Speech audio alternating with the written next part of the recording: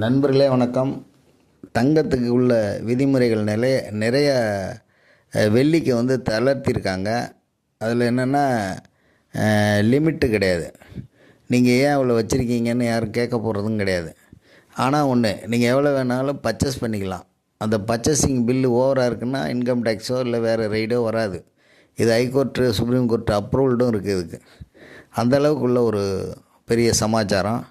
நீங்கள் என்ன பண்ணுங்கள், உங்கள் பணங்களை எல்லாம் இந்த மாதிரி வெள்ளி பாத்திரங்கள், வெள்ளி காமாட்சி விளக்கு, குத்து விளக்கு இதுமாரி வாங்கிக்கோங்க. அதுக்காக வெளியில் கொலுசு, கால் மெட்டிலாம் வாங்காதீங்க. அது உங்களுக்கு தேவைக்கு மட்டும் வாங்கிக்கோங்க. மீதி பார் வேணால் வாங்கி கையில் வச்சுங்க. இதில் என்னென்னா பார் ஏப்ரல் 1 பேங்கில் அடமானம் வைக்கிறதுக்கு யூஸ் ஆகாது. இந்த மாதிரி பொருள்களாக வச்சுருந்தீங்கன்னா வெள்ளி பொருளும் எல்லா பேங்க்லேயும் அடமானம் வாங்க சொல்லி ஆர்டர் போட போகிறாங்க. அதை அறிவிச்சிட்ருக்காங்க. ஏப்ரல் 1 ஸ்டார்ட் ஆகும். அதே மாதிரி தங்கத்தை நீங்கள் அதிகமாக கடன் வாங்கியிருந்தீங்கன்னா இது 17,000 ரூபா வரைக்கும் போகும் கிராம். ஆனால் போயிட்டு திரும்ப 8,45 to 9,000 ரூபாயில் நிற்கும் அப்படின்னு சொல்லி கணிக்கிறாங்க. இப்போதைக்கு தங்கம் அதிகமாக உள்ள நாடு சுவிட்சர்லாந்து, நெக்ஸ்ட்டு சவுத் ஆப்ரிக்கா. இந்த 2 நாட்டில் இருந்து தான் உற்பத்தி ஆகுது. ஆனால் இதில் என்னென்னா அமெரிக்காவில் ஃபெடரல் பேங்குன்னு ஒன்று இருக்குது. அதோடைய சேர்மன் இப்போ அந்த மே மாதத்தில் மாறுறாரு அப்படின்னு சொல்லி ஆனந்த் சார் சொன்னார். அதை இப்போ சொல்கிறேன். அவர் மாறும்போது தங்கம் குறையும் அப்படின்னு சொல்கிறாரு. ஆனால் எனக்கு தெரிஞ்சு இது எதுக்காக நடக்குது அப்படின்னா, இந்த உக்ரைன் வாரில் அமெரிக்கா இந்த ரஷ்யா பொருளை, பெட்ரோல்லாம் வாங்குறதுக்கு போகக்கூடாதுன்னு சில நாடுகளை தடை விதிச்சுது. அதை தடை விதித்ததுனால அவங்க டாலரை நாங்கள் இனிமேல் யூஸ் பண்ண மாட்டோம்னு இவங்கெல்லாம் போட்டி போட்டு அமெரிக்கா டாலரை யூஸ் பண்ணாமல் நிறுத்துகிறாங்க. இதனால் தங்க விலை ஏறிடுச்சுங்கிறாங்க. தங்க விலை ஏறினதுக்கு பல காரணம்.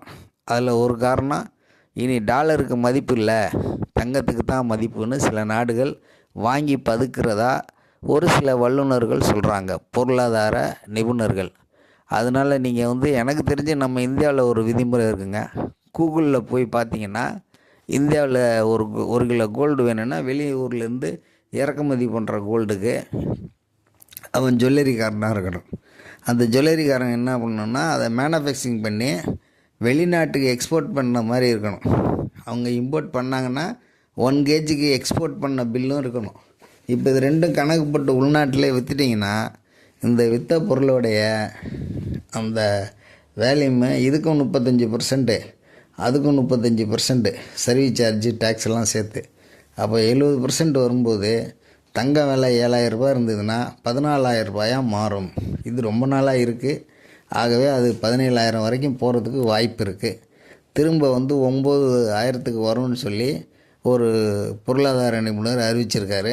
அப்படி வர்றதுக்கு எப்போ வரும்னா மார்ச் டு மேக்குள்ளே வரும்னு சொல்கிறாரு.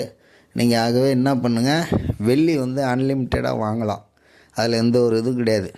சில்வர் தட்டு, சாப்பிட்ற குடிக்கிற டம்ளர், தண்ணி மூக்கிற சொம்பு, தண்ணி வச்சுருக்க குடம், அது போக அடுப்புக்குள்ளே வைக்காத எல்லா பொருளுமே நீங்கள் சில்வரில் வாங்கி வச்சுங்க. வேணும்னா அதை அடகு வச்சுக்கலாம் பேங்கில் ஏப்ரல் 1 ஆகவே அதுக்கும் ஒரு இந்த 916 ஹால்மார்க்லாம் போட்டிருக்கணும். அதுக்கு தகுந்த பேமெண்ட்டு கொடுப்பாங்க. ஆகவே இன்றைக்கு இதான் தகவல். நீங்கள் ஏதாவது இருந்ததுன்னா வாங்கணும், விற்கணும், வெள்ளியாக இருந்தாலும் சரி, அதே நேரத்தில் தங்கமாக இருந்தாலும் சரி, எங்களை காண்டாக்ட் பண்ணுங்கள். நாங்கள் இது ஹோல்சேல் ஏரியாவில் கிட்டத்தட்ட ஒரு 20 வருட அனுபவம் உள்ள ஆள். நீங்கள் வேணும்னா காண்டாக்ட் பண்ணிங்கன்னா வாங்கித்தரோம். நன்றி, வணக்கம்.